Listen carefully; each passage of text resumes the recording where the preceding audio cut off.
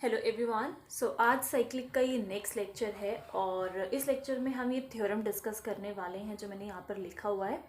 And theorem के साथ साथ मैं इससे रिलेटेड एक एग्जांपल भी बताऊंगी जिससे आप इस थ्योरम को समझ सकते हैं कि हम एग्जांपल्स पे किस तरीके से इसको अप्लाई करेंगे। तो थ्योरम की जो स्टेटमेंट है थोड़ा सा सबसे पहले उसको समझने की कोशिश करते हैं सो दैट हमें आइडिया लगे कि हमें प्रूफ क्या करना है।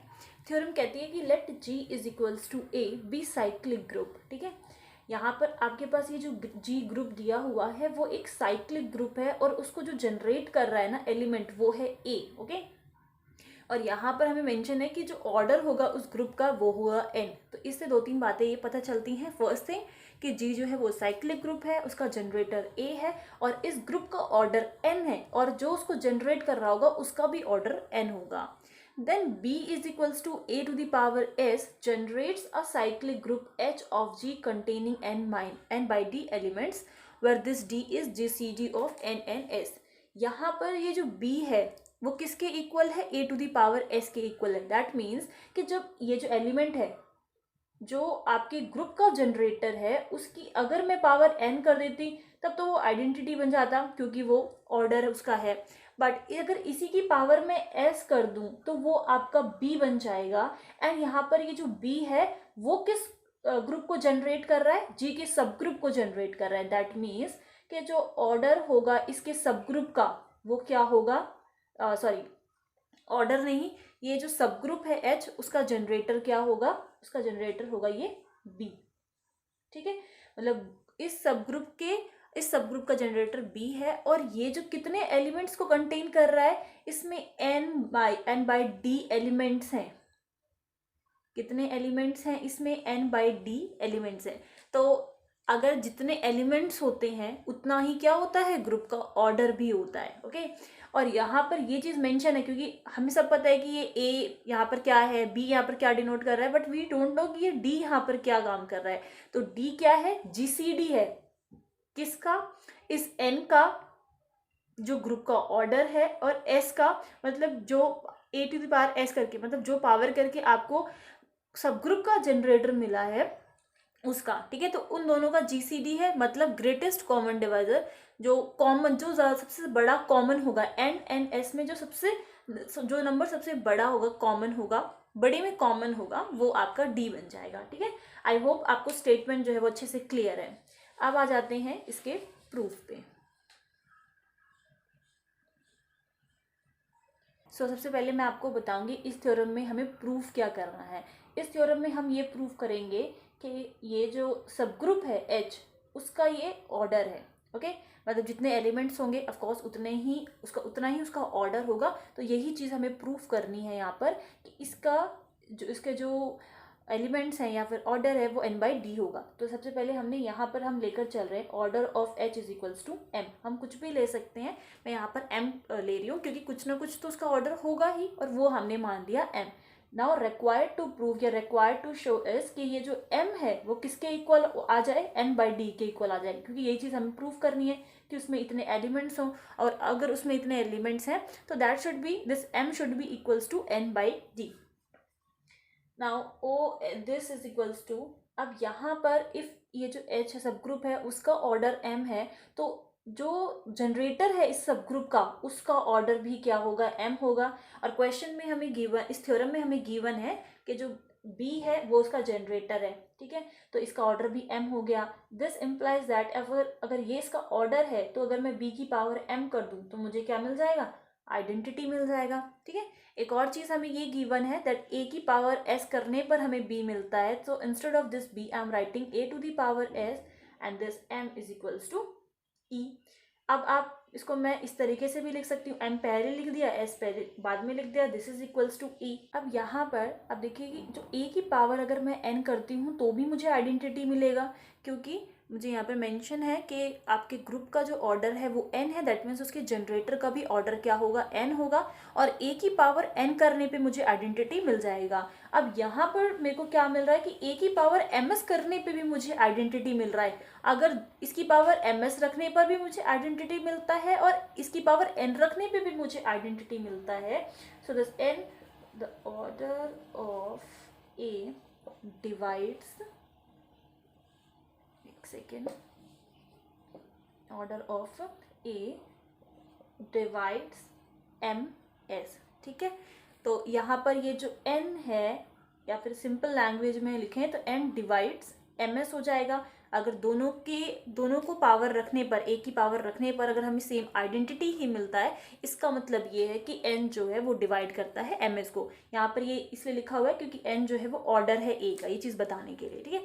So this divide ms। Now अब हम लेट कर रहे हैं इन वैल्यूज को लेट कर रहे हैं। जो n है, जो आपके ग्रुप का ऑर्डर है, उसको हमने लेट कर लिया एज RD, एंड S को मैंने लेट कर लिया QD, ठीक है। आप कुछ भी लेट कर सकते हो, बट यहाँ पर ये जो D है उसको मैंने दोनों में कॉमन रखा है, क्योंकि आपको गिवन है कि जो D है that is GCD of N and S।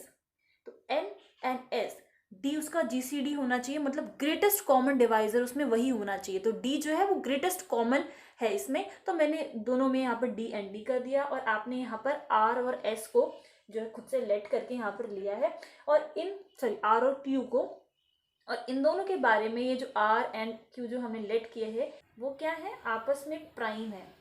They are prime to each other, कुछ भी आपको कॉमन नहीं मिलने वाला। एक दूसरे R और Q जो है आपस में प्राइम नंबर्स हैं।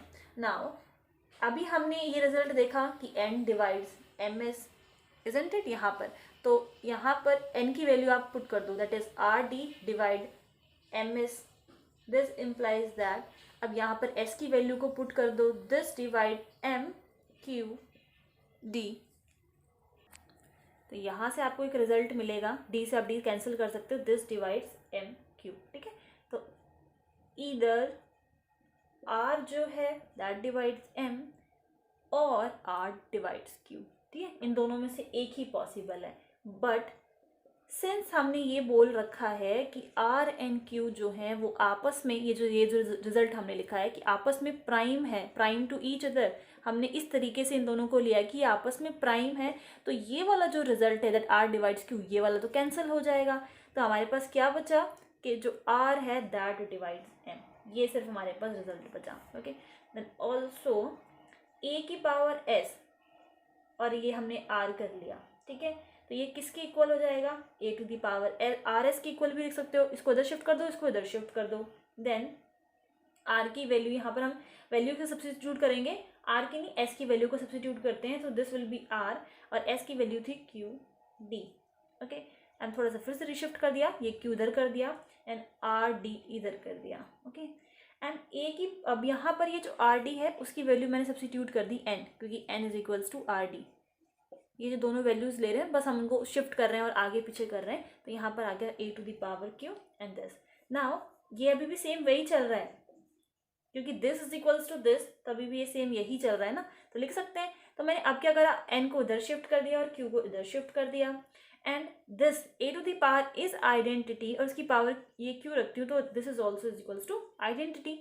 अब मैंने ये करा क्यों, यहाँ से देखो आप कि आप देख सकते हैं कि ये a to the power n जो है दैट फॉर्म्स एन आइडेंटिटी। तब मैंने क्या करा, इसको थोड़ा बहुत शिफ्ट करा और ये आइडेंटिटी बन गया, इसकी पावर ये भी आइडेंटिटी यहाँ पर बन गई। अब यहाँ पर देखिए ये सारी चीज़ें आपस में जो है इक्वल चल रही हैं। तो अगर मैं इन दोनों से एक रिजल्ट निकालूं तो क्या रिजल्ट आएगा कि a की पावर s और इसकी पावर r करने पर मुझे आइडेंटिटी मिलता है, क्योंकि सारी टर्म्स मैंने लिखी हुई है। ये यहाँ से आप देख सकते हो, this is equals to this. a की पावर अगर मैं s करके और उसकी पावर r कर दूं, so I get identity. And we know कि ये जो a to the power s है वो क्या है, b है, मतलब इसकी पावर मैं ये कर रही हूँ तो मुझे आइडेंटिटी मिल रहा है। तो आप यहाँ पर ध्यान से देखो कि, और ये जो b है, ठीक है, b की पावर क्या करने पे मुझे आइडेंटिटी मिलना चाहिए था, b की पावर मुझे m करने पे आइडेंटिटी मिलना चाहिए था, क्योंकि ऑर्डर ऑफ h जो इसका सब ग्रुप का ऑर्डर लिया है हम वो m मानकर चल रहे हैं, ठीक है। तो जो सब ग्रुप का ऑर्डर होगा वही उस सब ग्रुप के जनरेटर का भी ऑर्डर होगा। तो b की पावर m करने पर मुझे आइडेंटिटी मिलना चाहिए था, और यहाँ पर आप देख सकते हो वही सेम जैसा हमने अभी a के साथ किया ना, वही सेम यहाँ पर भी हो रहा है। अब यहाँ पर हमने देखा कि b की पावर r करने पर भी हमें आइडेंटिटी मिल रहा है। तो जैसे कि हमने n वाले केस में लिखा, हम यहाँ पर क्या लिख सकते हैं, सो हम ये लिख सकते हैं that this implies that m divides r, because b की पावर m करने पर भी we get identity and b की पावर r करने पर भी हमें आइडेंटिटी मिल रहा है। सो हमें ये पता चलता है कि m जो है वो डिवाइड कर रहा है r को, ठीक है। तो इफ़ हमने ये आपकी इक्वेशन नंबर, हम इसे सेकंड मान सकते हो, और इक्वेशन नंबर फर्स्ट हम वो मानेंगे जो जहाँ पर हमें मिला था r डिवाइड्स m, लिखा था ना हमने कि इधर r डिवाइड्स m और r डिवाइड्स q। तो ये वाला केस जो है कैंसिल हो गया था क्योंकि r एंड q जो है आपस में प्राइम है, तो हमने ये वाला केस वैलिड माना था। तो वहाँ पर ये था आपका equation number 1 that r divides m। अब इन दोनों from 1 and 2, from 1 and 2 m r को डिवाइड कर रहा है, r m को डिवाइड कर रहा है। हम क्या बोल सकते हैं कि ये दोनों आपस में कैसे हैं, इक्वल है। m जो है वो r के इक्वल आ गया। एंड ये जो r है, r की वैल्यू क्या हमने ली थी, r की वैल्यू थी n/t, क्योंकि आपने लेट किया था n is equals to R D, आपने लेट किया था। तो यहाँ से आप r की वैल्यू निकाल लो। r की वैल्यू आप जब निकालोगे you will get r is equals to n/d।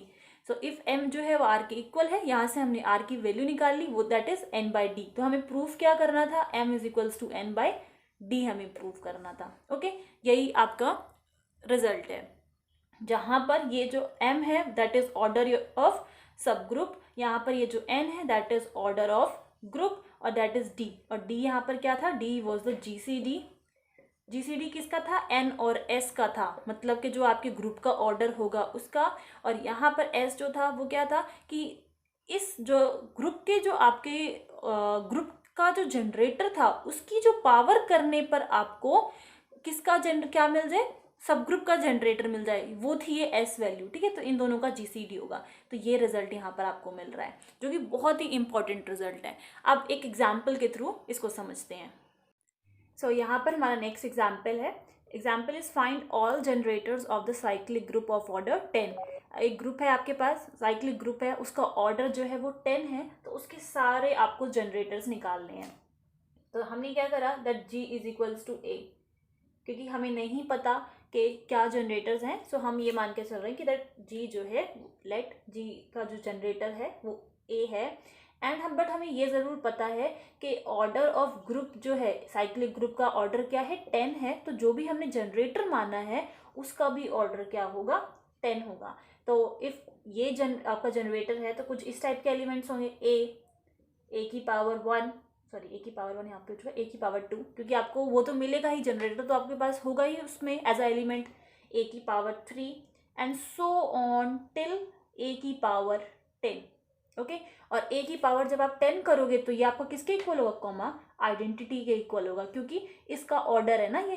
तो a की पावर 10 करने पे क्या मिलेगा, आपको आइडेंटिटी मिलेगा। एंड ये तो आपका जनरेटर है तो ये आपको मिलेगा ही मिलेगा। तो a इस तरीके से कुछ एलिमेंट्स होंगे। नाउ जो आपके ये जो जनरेटर है, ये ए तो जनरेटर है ही, बट कुछ और ऐसे जनरेटर्स होंगे इसमें, तो वो हमने मान लिया a to the power r मान लिया, ठीक है। Where this r is relatively prime to 10, ठीक है। तो जैसा कि अभी हमने थ्योरम में क्या करा था, r एंड ये जो q माना था आपस में प्राइम होंगे एक दूसरे से, ठीक है। तो वही सेम यहाँ पर काम हम कर रहे हैं कि जो ये r होगा वो रिलेटिवली प्राइम होगा किससे, ऑर्डर ऑफ ग्रुप से। तो अब हम देखेंगे कि 10 के रिलेटिवली कौन से नंबर्स हमारे पास प्राइम है। तो हम वी गेट 3, 2 तो होगा नहीं, सो वी गेट 3। तो 3 इज प्राइम टू 10। तो एक जनरेटर आपको मिल गया है a to the power 3, then 4 नहीं होगा, 5 भी नहीं होगा, देन 6 भी नहीं होगा, क्योंकि आपको मिल जाएगा उसमें, ये हो जाएगा ना कैंसिल होके, तो आप 3 को भी नहीं लिखेंगे, सॉरी वेयर आई वाज 6, ठीक है। तो 7 पे आ जाते हैं, तो 7 जो है वो प्राइम है, तो 7 इज प्राइम टू 10। तो एक जनरेटर आपको और मिल गया a टू द पावर 7, ठीक है। देन 8 नहीं होगा, 9 हो जाएगा, सो 9 इज प्राइम टू 10, तो a टू द पावर 9 हो गया, ठीक है। सो इस तरीके से आपको अगर जनरेटर्स निकालना हो, आपको साइक्लिक ग्रुप के जनरेटर्स निकालना हो, तो क्या करना है कि जो आपका ऑर्डर ऑफ ग्रुप होगा उससे आपको रिलेटिवली प्राइम नंबर्स देखने हैं, और जो भी आपको उससे रिलेटिवली प्राइम नंबर्स मिलेंगे वो आपके जनरेटर हो जाएंगे। तो यहाँ पर आपको कितने जनरेटर्स मिल रहे हैं, 4 जनरेटर्स मिल रहे हैं, 4 जनरेटर्स। पहला जनरेटर है आपका a, दूसरा है a cube, then a to the power 7 and a to the power 9। ठीक है, इस तरीके से बाकी के सारे एग्जाम्पल्स होंगे। सिंपली आप बस वो कर लो कि कौन कौन से प्राइम है और वो सारे आपके जनरेटर बन जाएंगे। आप डायरेक्टली भी रिजल्ट लिख सकते हो। Okay, so I hope theorem और एग्जाम्पल दोनों क्लियर हैं। इफ कोई डाउट है तो आप लोग मुझसे पूछ सकते हो। And thank you for listening.